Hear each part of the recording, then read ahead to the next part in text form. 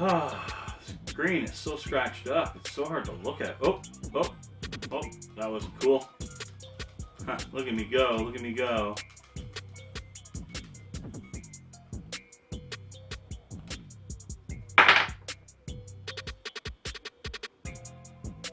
What?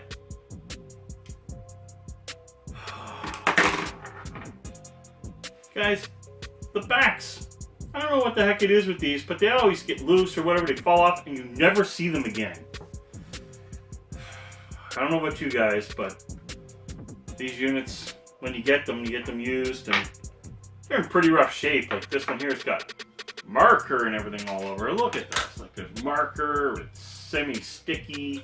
It's kind of gross. Today we're going to change that.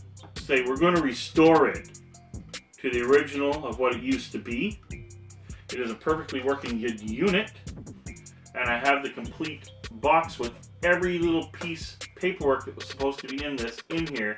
So I'd like to have it the original of what it was to put it back in my box. Guess we'll just keep this around for the odd parts, maybe. We'll see. And this guy here, of course, is my donor. And here's the new, we have new screens.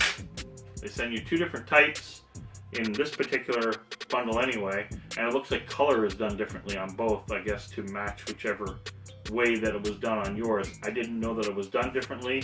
Not even sure that's correct, but that's fine. And of course, we have our new buttons and new screws. And our new shell. So let's get right to it. We're going to restore this bad boy. We're going to make it look brand new again so I can finally enjoy it instead of having the batteries fall out. Okay guys, so restoring this should not be too hard. I don't think there's a lot to these, but I've actually never taken one apart before. So we have 1, 2, 3, 4, it looks like 4 screws to take it apart. The kit did come with screwdrivers and extra rubber pads, and it looks like it actually came with a brand new speaker. Now, I don't know if I'm going to change the speaker because everything on this one is working fine. There's no scratching, there's no nothing. Normally, if I took this apart, I would want to run some alcohol through it and whatever to make it a good machine again and get rid of any noises or scratches or anything like that that would be happening in the audio. But in this particular case, this unit looks like hell, but it actually plays extremely well. So let's take it apart. The other cool thing about this, I guess, was getting these tools with this shell. I got another Y-wing screwdriver, or Y, or I don't know why I call it Y-wing, but there's another Y screwdriver. So I'm going to use their tools this time, not mine.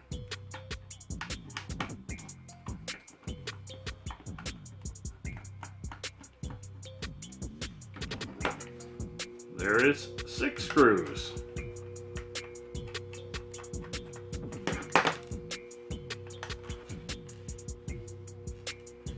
Now there's new screws in the bag, so I don't know if I'm really going to reuse those or not. But there we go. There's the back off. And now we're at our internals. Everything looks really good on this unit, I'm not going to lie. Like, it is in great condition inside. So I'm not too worried about having to do any cleaning up. So that's a good thing. Now, like any other brand new build that I do, I take a microfiber cloth, I make sure it's a clean one or a new one, because when I put down my new shell, I don't want to mark it up. So that's what we're doing here. First things first, we need to remove this motherboard. I believe there's 1, 2, 3, possibly just 3 screws, so let's see if that works. Oh, not using my own tools is kind of rough. They're so hard, these handles, but they're working. They're actually very accurate. They're not slipping or giving me any grief. I just figured if I'm going to do the build, I'm going to use everything that this company sent me. Now, I just bought the shell and everything off eBay, so there's nothing, you know, what's the word I'm looking for? There's nothing special about where I ordered it from. You just shop and, you know, find what works for you. I'm going to release the screen just to be safe. I don't think the screen's just going to come out. There we go. So now we have our motherboard.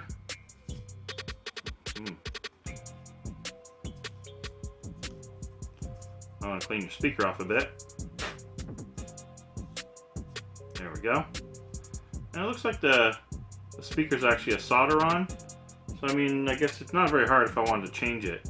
But I don't know why they put a new speaker. I guess they think that most of these rebuilds are going to need it, and they include it in there. I'm going to keep my extra speaker for any product that I get that actually will need it. So I know that I can, you know, I have it and I can use it as spare parts. So that's cool. So now we have our main board. Now we gotta take this screen out. I would like to say we're gonna, you know what, I'll keep all these parts for builds down the road. Never know, they clean up and it's not a big deal.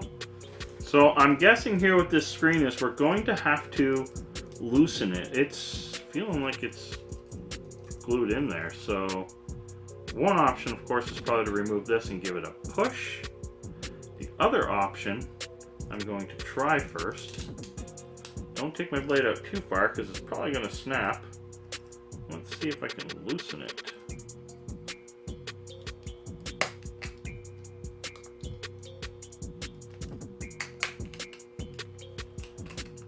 Okay. So it's not too hard in there, so that's not a big deal. So now we have our screen. I don't want to touch it because I want to keep everything as clean as possible, so I'm going to lay it upside down on this box. So screen.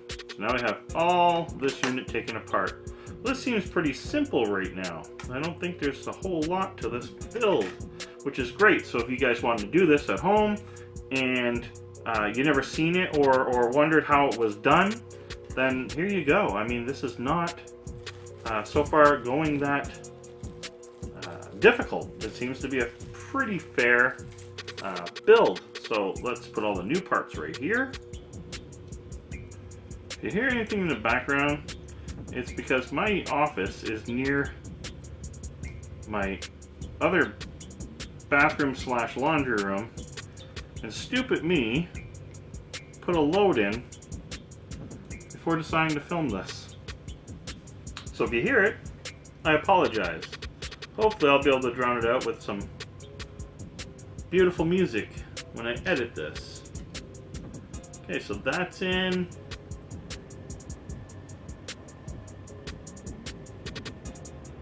There we go.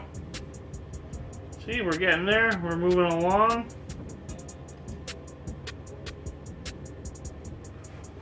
Alright, so now we have our new buttons in. We have the contacts in, the rubber connections. Let's move on to the next step. Now, I'm going to say we put the screen back in, so I don't have to worry about it. Actually, you know what? Before we do that, let's put the piece on so when I put the screen on, we don't get any fibers or any hairs or anything weird in there, because that would actually really ruin this whole thing.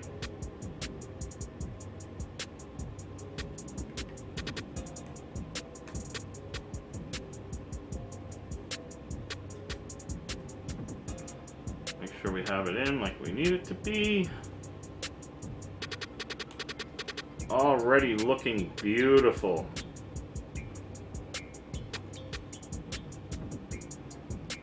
Okay, so I mean, this is my peel off. I want to leave that on until I get it finally put together. Now let's put the screen back in. Remember, the ribbon cable was at the top.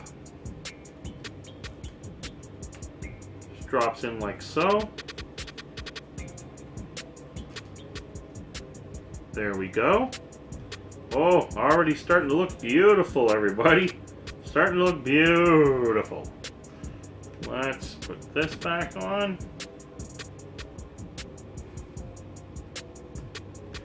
Also, guys, I want to tell you that you probably see it in the video right now, the Bit Boy.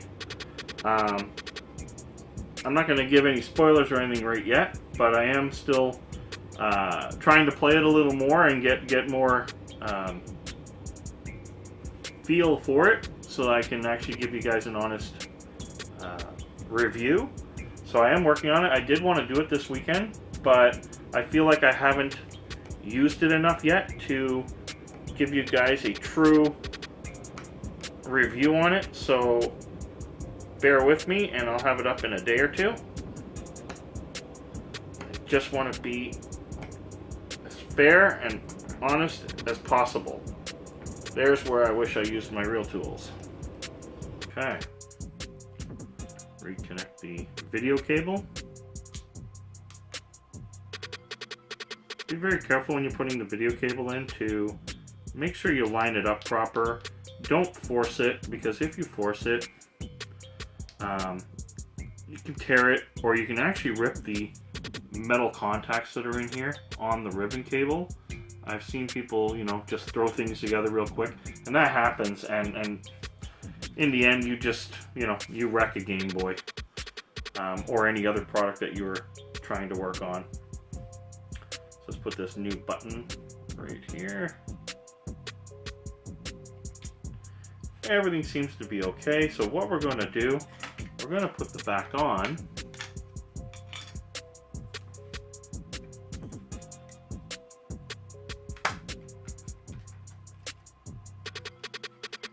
And we're just going to try it before we actually put it all back together. Learned valuable lessons in the past. And what are we playing? Oh, guess it was left on. Wario 3.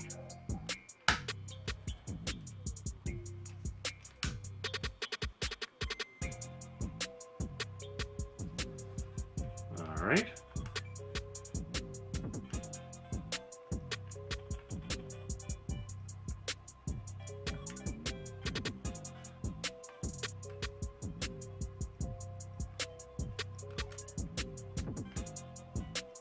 Okay, buttons are all working. Everything seems to be good. Let's take the batteries back out. Remove the cartridge. Sure wish there was something to put here to stop it from scratching. Make sure everything's sitting nicely. Get our Y screwdriver. Why? Well, I don't know why. Really sad joke.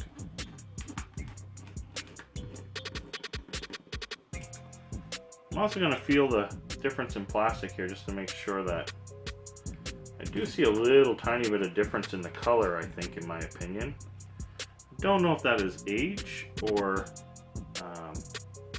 just the way things are. Maybe I ordered the wrong color.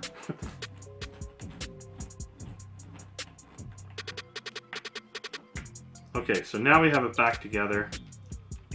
I guess my biggest question is, how do they feel? Well, they are the same color. It's just a matter of age. They're definitely the same color. This one looks a little darker based on, I'll call it age for sure. Everything is all lining up. There we have it. I guess the only thing left to do, of course, is to remove this nasty little "don't show me how beautiful my console is." And there we go. There you go, guys. Look how beautiful this has now turned out. I now have a perfectly good, brand new looking Game Boy Color. I'm guessing this is the teal, and